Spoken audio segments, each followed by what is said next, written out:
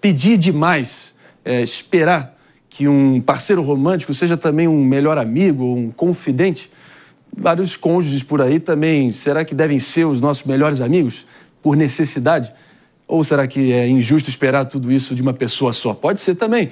Ninguém melhor que o nosso querido psiquiatra aqui, já freguês aqui do Morning Show, nosso querido Dr. Vimer Boturra, aqui com a gente. Tudo bem, Dr. Vimer? Prazerzão. Tudo bem, prazer estar com vocês aqui novamente. Como é que faz para a gente delimitar essa diferença aqui entre amizade e amor e a necessidade de um complementar o outro? Primeira coisa, a gente fica muito atento a essas pesquisas com estatística, ainda mais em comportamento humano, Sim. Que por mais que elas sejam tecnicamente corretas, cumpram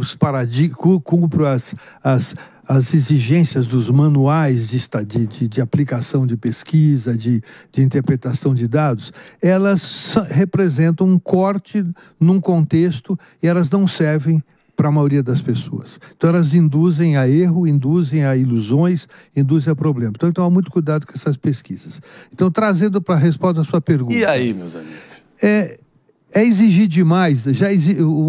Um casal tem que ser parceiro, bons pais, bons sócios, tem que ter um monte de atividade, de funções que torna inviável uma relação funcionar nesse modelo idealizado. As pessoas têm limites, as pessoas têm necessidades diferentes, as pessoas têm conceitos de amor e de companheirismo e de amizade diferentes, então é preciso dar um grande desconto para isso.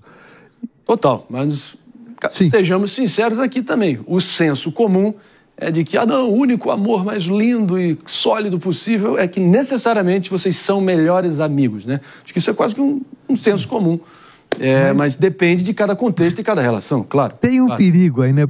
Porque quando o casal se torna muito amigo, pode ser que a parte sexual desande, né? Isso é verdade.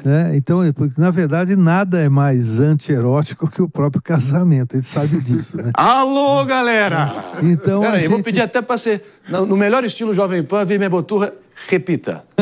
Uma das questões mais antieróticas que existe é o próprio casamento. Tá certo, amigo. Eu lembro de pesquisas que diziam assim, o casal brasileiro transa 3 vezes por semana. Mentira, todo mundo mente nas pesquisas. Balela. Mas, então assim, o casamento ele tem a pessoa vai ficando amiga, vou virando irmãos muitas vezes, etc. Então, o companheirismo é importante, mas assim, o mais importante chama-se intimidade. As pessoas se conhecerem e saber o limite de cada um para cada assunto, né? Tem coisas, se eu chegar, por exemplo, o marido chega em casa e fala assim para a mulher, hoje quase morri no meu trabalho porque não sei o que lá. Ele falou e se esqueceu. Ela não dorme mais preocupada com o trabalho dele. Então são coisas que têm limite nas relações. E aí, Pepe, se identificou, questionou, como é que fica? Amizade com amor, a pessoa vira primo, né? Pela prima em casa, né? A verdade é essa, né? Vai por esse caminho. Veio bem. Mas foi interessante, assim, eu tava vendo você falar, né? É engraçado como cada vez mais as relações, elas têm mudado bastante, né? Antigamente a questão mais pragmática. Você casava porque você queria cuidado, queria proteção, queria ter alguém por querer ter alguém. E hoje em dia, né, por exemplo, eu sinto que a relação está muito mais ligada também com o aspecto psicológico, de certa forma. Pelo seguinte, vou te falar o que eu acho que tem que ter uma relação. Muito mais do que amizade, eu tenho que ver a minha parceira de vida que eu escolhi como uma pessoa que me issa a ser uma pessoa melhor e eu ajudar ela a ser içada a uma pessoa melhor.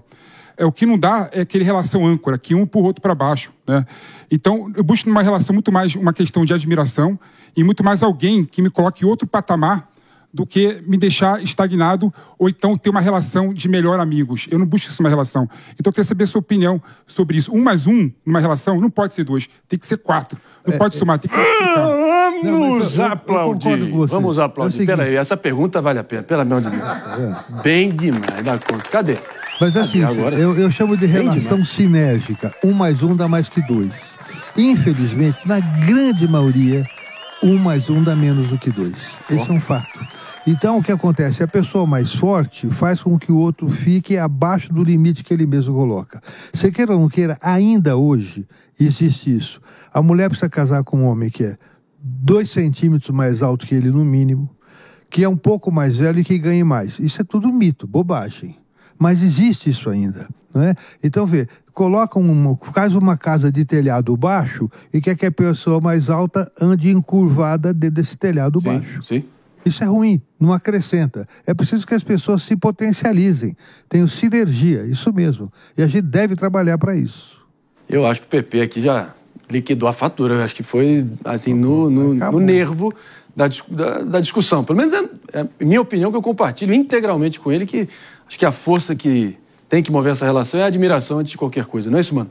Pois é, eu acho que a cumplicidade é um fator muito importante também no relacionamento. Diferencia. E aí, exato, muitas vezes a gente acho que acaba confundindo a cumplicidade, que no fim das contas passa pela nossa capacidade de partilhar também nossas vulnerabilidades, porque muitas vezes as pessoas idealizam um relacionamento e aí a relação às vezes passa a ser um peso num contexto onde você está passando por uma dificuldade. E às vezes você precisa de cumplicidade do outro, de ajuda do outro. E quando a pessoa projeta um ideal dentro da relação que está muito distante da realidade, isso às vezes acaba se tornando uma âncora, né? Que leva a relação para baixo e torna tudo ainda muito mais pesado. Então, como que o senhor vê essa necessidade de partilhar, digamos assim, da realidade com o outro? Porque toda relação tem sempre uma camada de idealização, mas não pode ser tão distante da realidade, né? Sem dúvida. O companheirismo ou parceria. Agora, quando você idealiza, idealizar significa imaginar mais do que é possível. Então, sempre vai haver uma distância entre o que se consegue e o idealizado. E se a pessoa não tem maturidade para lidar com isso, ela vai se decepcionar com o relacionamento, não porque o relacionamento é insuficiente, é ruim, mas porque o idealizado é muito acima do possível. Isso é muito comum e a gente deve trabalhar sempre com cuidado com essas idealizações. Quando se falou em admiração, tem que tomar muito cuidado com uma coisa.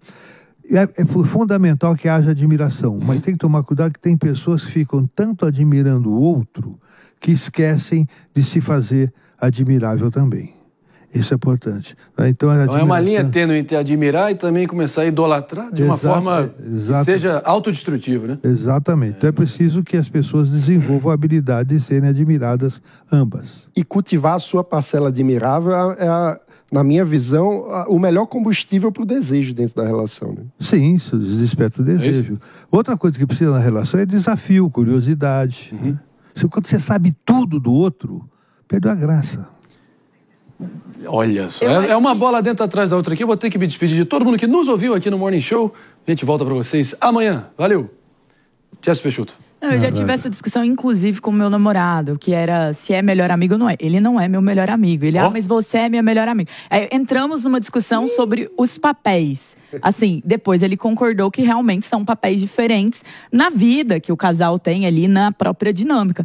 Mas muita gente deposita tanto mundo. Eu acho que quando o seu parceiro é seu melhor amigo, o mundo vira aquilo. E ficam relações tão fechadas que você não tem espaço de ser, de extravasar, de trazer outras questões, de sinceridade, e as coisas acabam se perdendo. E eu acho que tem um fator aí, doutor, que eu queria a sua opinião, que é a questão do ciúme. Porque eu vejo muitas relações, principalmente, igual eu tenho um grande amigo, Bernardo Rabelo, Matheus, um abraço pra eles, mas meu namorado não tem ciúme. Mas eu vejo outras amigas que não são permitidas ter relações de amizades masculinas, ou são limitadas dentro disso por uma questão ali de ciúme. E como que o ciúme faz esse círculo de só aquilo existe pra você e quanto isso atrapalha os relacionamentos? Palavra final é sua, doutor. Você fez uma pergunta interessante. Eu escrevi um livro chamado Ciúme entre o Amor e a Loucura.